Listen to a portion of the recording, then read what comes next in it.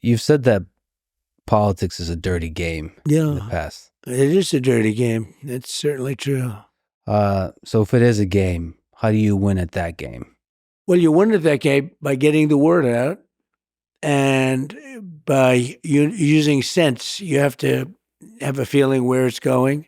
You also have to have a feeling of what's right. You can't necessarily just go what's popular. You have to do what's good for a country if you're talking about countries.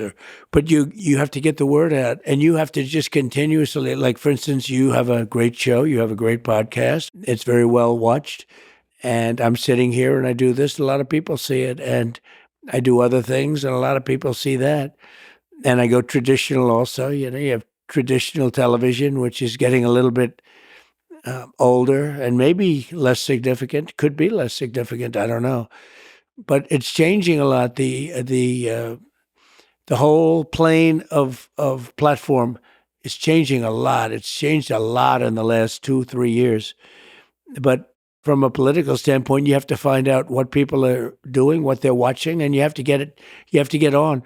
I just see that these platforms are starting to dominate. They're getting very big numbers. I did Spaces with Elon, and they got numbers like nobody's ever heard before. So, this is, you wouldn't do that on like radio. You wouldn't do those numbers, no matter how good a show. You wouldn't do those numbers on radio. You wouldn't do them on television.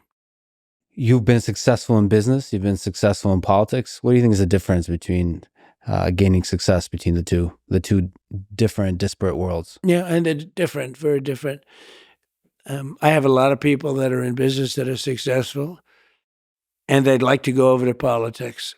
And then you realize they can't speak.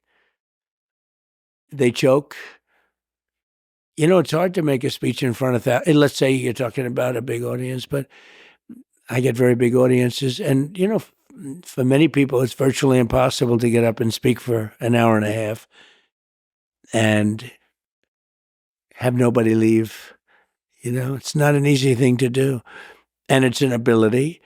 But I have many people that are very, very successful in business, would love to do what I did, and yet they can't pull the trigger. And in many cases, I don't think it would work. Almost for everybody, it's not going to work. It's a very tough thing to do. It's a big transition.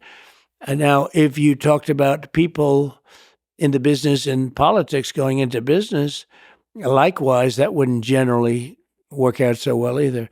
It's different talents, it's different skills. I have somebody who wants to go into politics so bad, but he's got a little problem. He's got stage fright.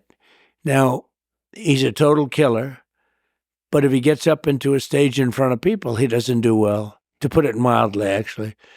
I mean, he does badly.